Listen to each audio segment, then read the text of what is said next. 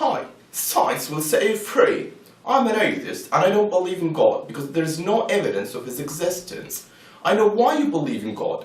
You believe in God because you don't know how things were formed. When you see anything, you say, "Oh, God made that."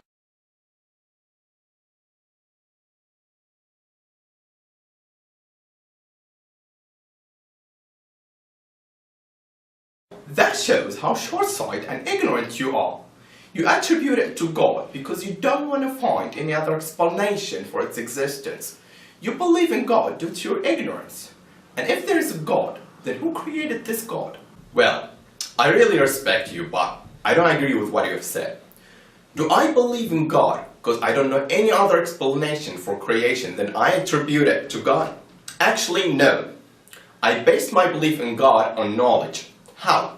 When you see something such as camera, oh come on, this is an old argument. Please let me continue answering you, then you can say what you want. Okay. When you see something such as camera, do you say that camera was designed by someone or was it through a very slow process? Common sense says it was designed by someone. I can't say you are lazy if you would say it was designed by someone because you don't want to think or use your mind. There can't be any other explanation except it was designed by someone. That's what I'm talking about. You base what you know on knowledge. According to life experience and common sense, order doesn't spontaneously arise from chaos. The more complex and ordered the system, the more functional the form, the greater level of intelligence behind it. You agree with me, don't you? Yeah, I agree. When we look at any camera, we know it contains plastic, glass, etc.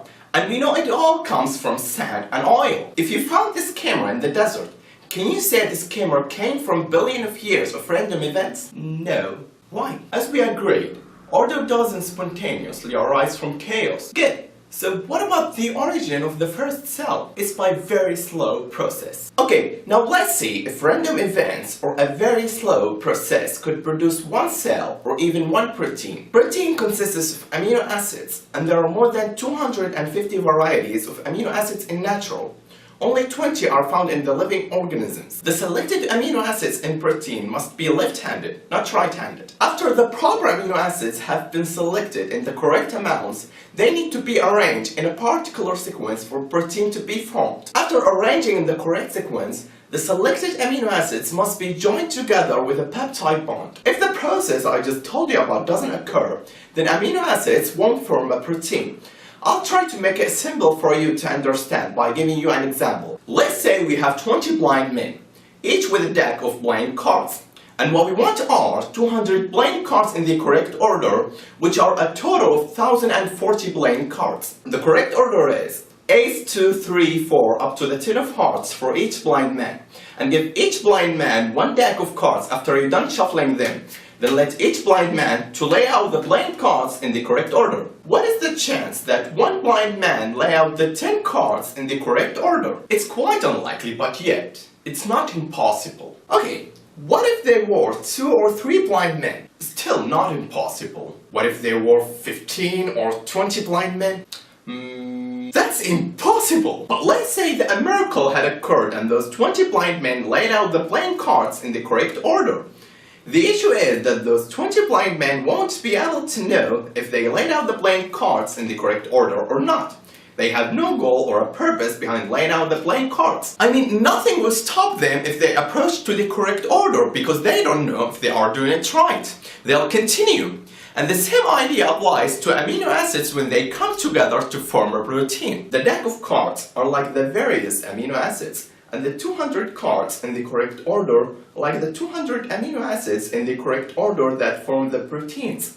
And blind men are like the random conditions that would assemble the amino acids to form a protein. What will maintain the correct order of amino acids when they approach to the precise order? Well, there is a natural law which controls the order of things. For example, I can't program a software program on the computer which can't direct the playing cards to be in the correct order. But your program has been designed by you. It was designed to choose a certain playing cards that gives us the correct order and to maintain the correct order. So, who wrote this natural law that recognizes and chooses the required amino acids in the exact order and maintains the complex organization of the amino acids? Remember, order order doesn't spontaneously arise from chaos. So, the first issue is the impossibility of this grouping in the correct order.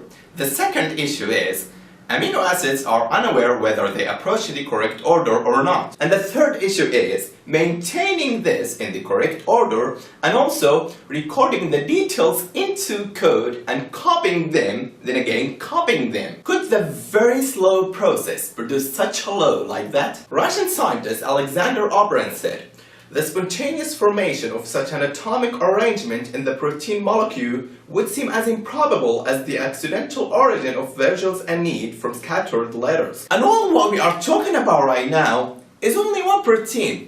All these complexities are only in one protein. How complex do you think a cell that contains hundreds of proteins is? أم خلقوا من غير شيء أم هم الخالقون. Now, let's escape to the biggest issue, which is consciousness. Think for a while of a piece of clay in front of you. Do you think that given a trillion years or infinite time that this clay could suddenly or even gradually become conscious and aware of its surrounding and identity the way you are? It could never happen.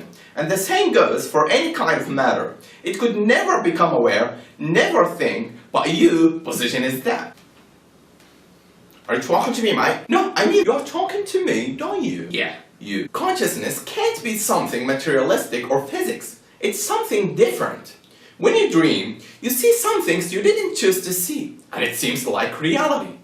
Could all these skills come from the materialistic brain? No. The physicist Leonard Maladno, in an interview in the CNN channel, he brought up this point and said, "There's no physics explanation. In fact, there's no physics explanation for consciousness, and as far as I can tell, I've never seen consciousness even defined in a way that a scientist can really deal with." Also, Richard Dawkins, the most popular atheist and the hero for many atheists, he was asked, "What's the one question you want to most see answered?"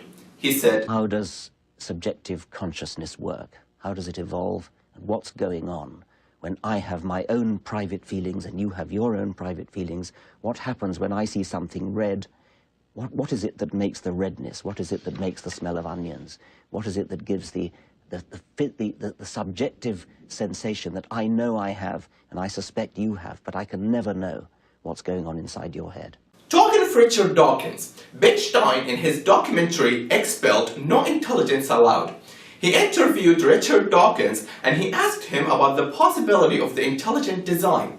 He answered, "It could come about in the following way. It could be that at some earlier time, somewhere in the universe, a civilization evolved by probably some kind of Darwinian means to a very, very high level of technology and designed a form of life that they seeded onto, perhaps this planet. Now, that is a possibility and an intriguing possibility. And I suppose it's possible that you might find evidence for that if you look at the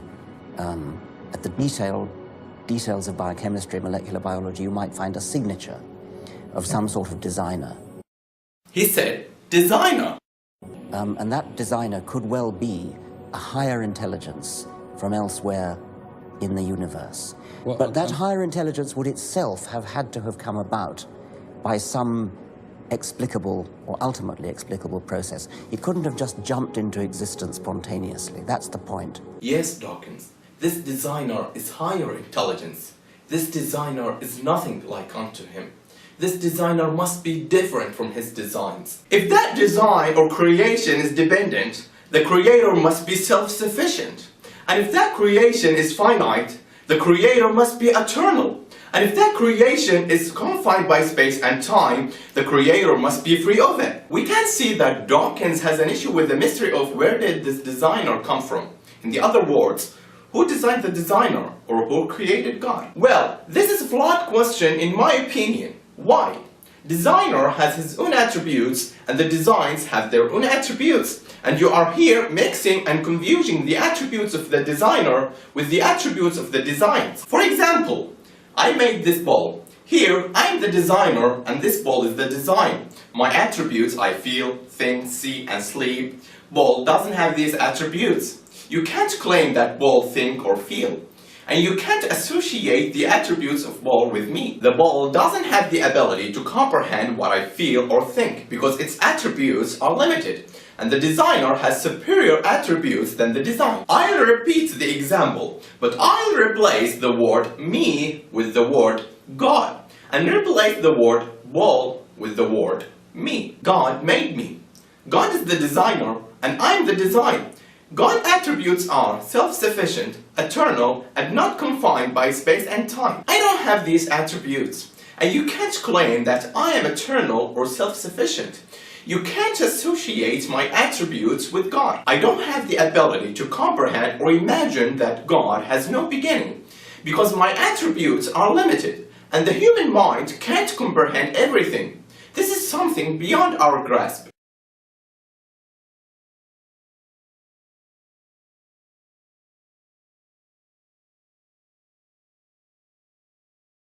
I bear witness that there is no God but Allah, and I bear witness that Muhammad is the messenger of Allah, and I bear witness that Jesus is the servant of Allah and his messenger. Thanks for watching this video, and I do apologize if I said anything wrong. See you later.